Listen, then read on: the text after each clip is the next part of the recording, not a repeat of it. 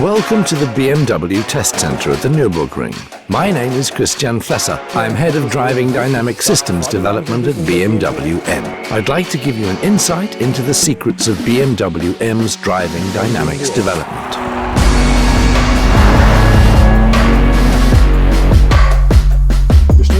This is the new BMW M3, a pre-production vehicle.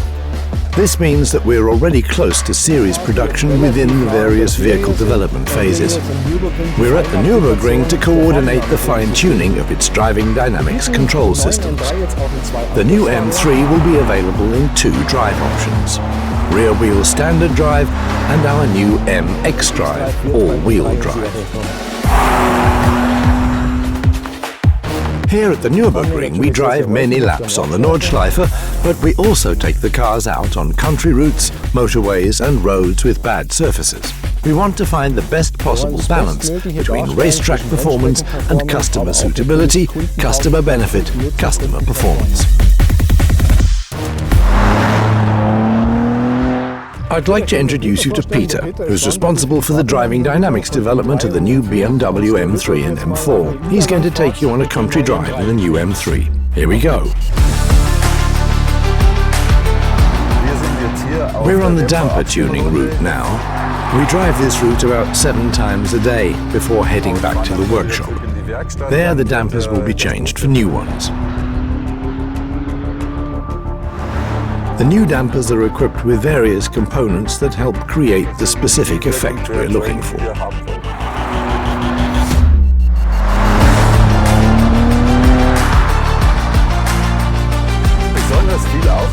We put a lot of effort into eliminating disturbance from the steering system, such as the force generated by friction.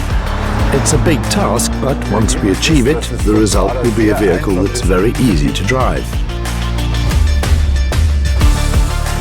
It's best to fine-tune the vehicle on a bad road surface, because that's where we come across the biggest challenges and find the most feedback to work with. With the stabilization control system, we want to allow the driver to gradually take the vehicle to the limit and then give them the performance that allows them to keep it there. This is the first time that we're offering MX drive in the BMW M3. The system supports low friction conditions such as snow and ice, especially when cornering dynamically. We have a friction coefficient meter on board, enabling the vehicle to sense the level of friction between the road surface and the tires.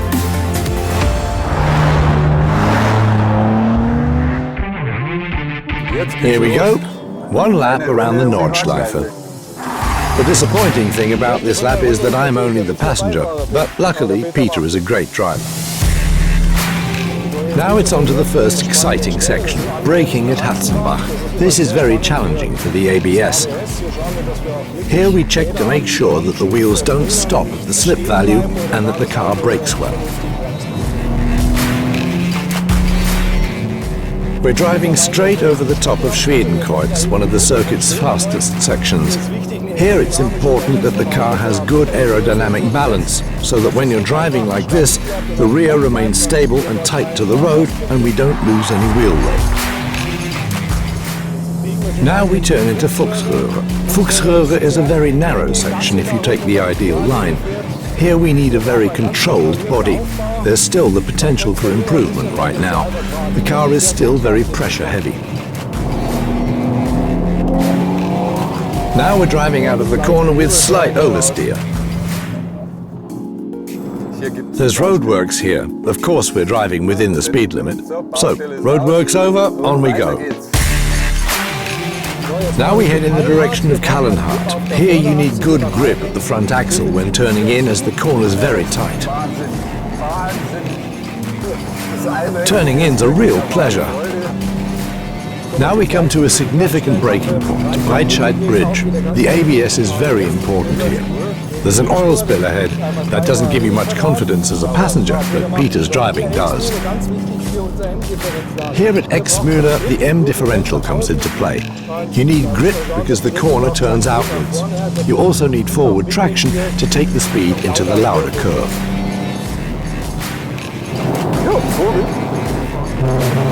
It's fascinating to feel the car traveling so smoothly over the curbs.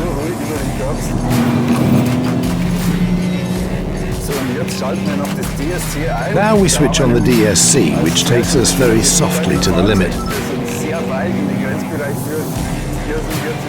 The 𝗙𝗍 is fully activated and we have no problems driving at full racetrack speed.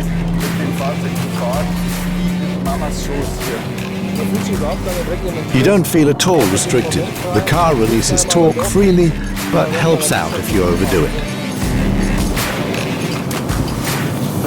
One lap on the Nürburgring Nordschleife in the new BMW M3 is so fast.